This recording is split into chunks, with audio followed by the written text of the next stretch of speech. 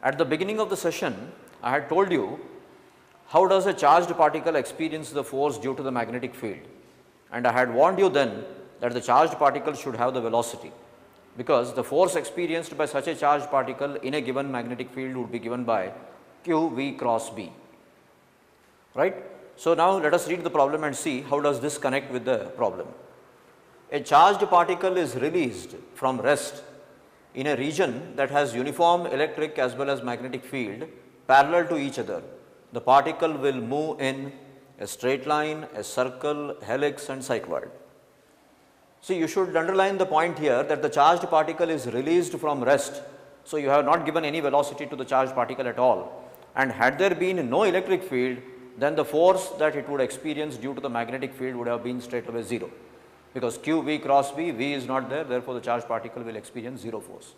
But what he has said is there is an electric field, and electric field does not differentiate between whether the charged particle is at rest or already moving and having some velocity. So, due to the electric field, the charged particle would start experiencing the force. Now, he has not told you what charged particle it is. Therefore, if it is positive, it would experience the force in the direction of the electric field and start moving, accelerating rather and picking up velocity.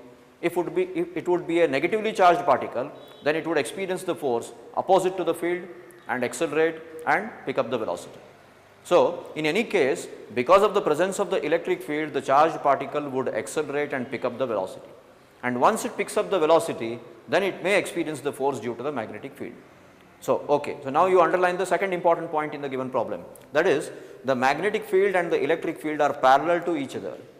If the magnetic field is parallel to the electric field and the charged particle is moving along the electric field, either in the direction of the field or opposite to the field, the angle between velocity of the charged particle and the magnetic field would be either 0 or 180 degree. Therefore, the force experienced by the charged particle due to the magnetic field would be 0, and therefore, the particle would continue to move in a straight line either in the direction of the electric field or opposite to the direction of the electric field. So, that makes the correct option as the A option.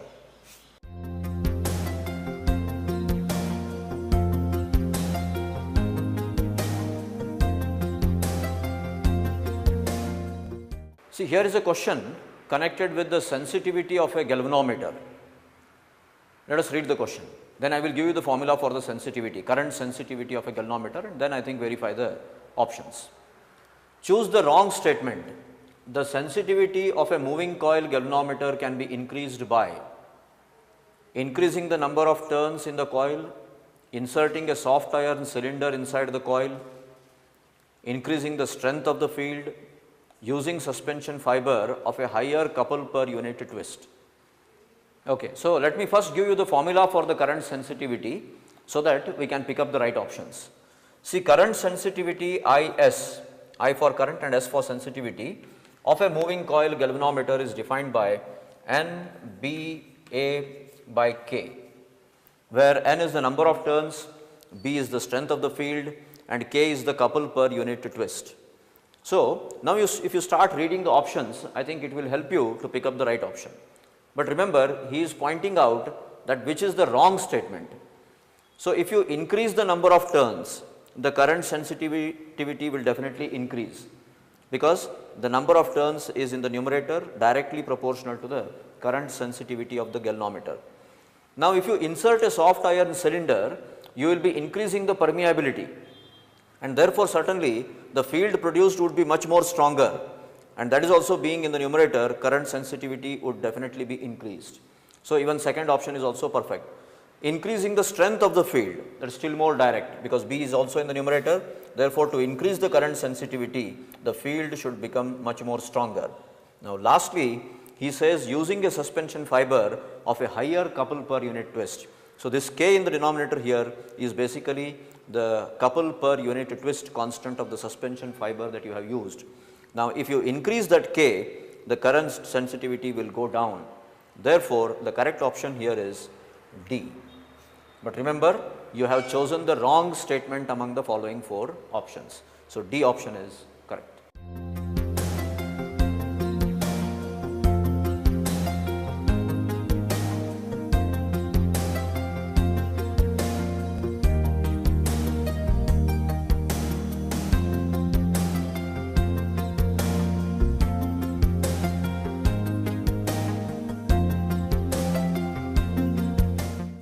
we will discuss something about rotational motion. See, this concept of considering a body to be a particle is valid as long as you are discussing translatory motion associated with the particle. The moment you land into rotational motion, you are no more allowed to consider the body to behave like a particle. And one best example of pure rotational motion is your fan. A fan whose axis remains fixed in the ceiling at a particular point and the whole fan rotates about that particular axis. You can call the fan to be a body rotating about a fixed axis, and therefore its fixed axis rotation are also called as pure rotation. So, the fan as a body rotates and all the particles belonging to the fan will undergo circular motion. They will have different radii, of course, depending on their distance from the axis. Greater the distance of the particle from the axis, bigger will be the circle that the particle is going to describe. So, here you get to understand a link between circular motion and rotational motion. Remember, circular motion was a part of translatory motion, wherein you were allowed to consider the body to be a particle, and now this is rotational motion, and in that I told you about pure rotational motion, wherein the axis remains fixed and the whole body goes round and round about that particular axis. When you discuss about rotational motion, it is not just the mass which matters.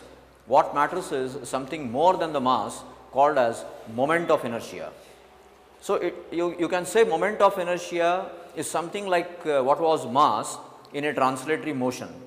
So, mass in translatory motion is equivalent to moment of inertia in rotational motion. Fine. So, this moment of inertia does not just depend on the mass, but also depends on its distribution around the axis of rotation. It also depends upon what axis have you chosen about which the whole body is going to rotate. So, then we have some standard formulae for moment of inertia of certain bodies. You can say regular geometrical shapes.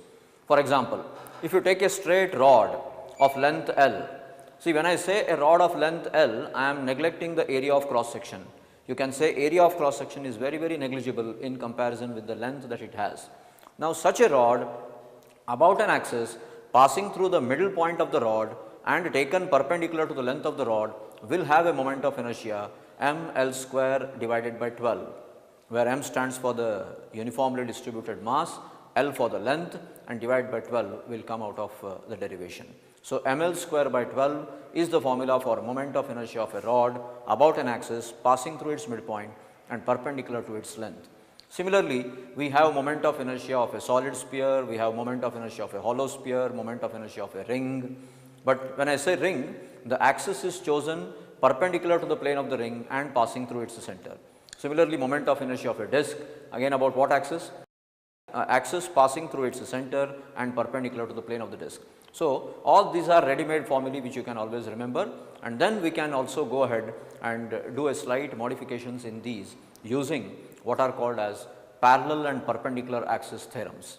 So, these two theorems are very, very important, but one warning I would love to give about these two theorems is parallel axis theorem can be applied for a solid body also, whereas perpendicular axis theorem can be applied only for a plane lamina. Please remember this, never go ahead and use perpendicular axis theorem for any solid body, use it only for a plane lamina. What I mean by plane lamina is only a two-dimensional figure, and parallel axis theorem can be used even for solid bodies.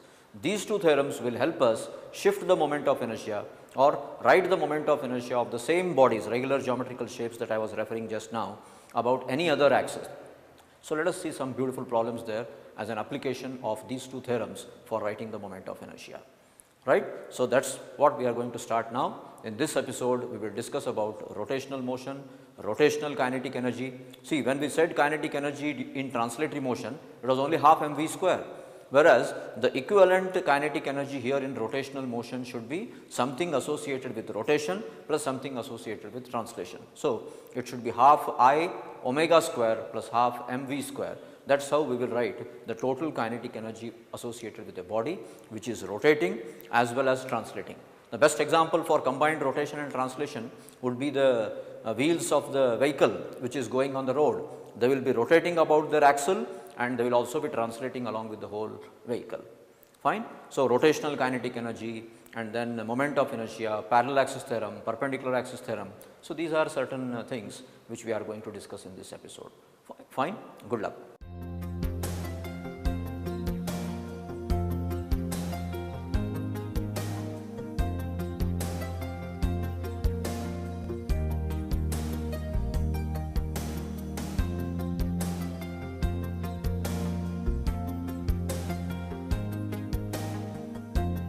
To start with, let me take a very simple problem, introducing you people to torque.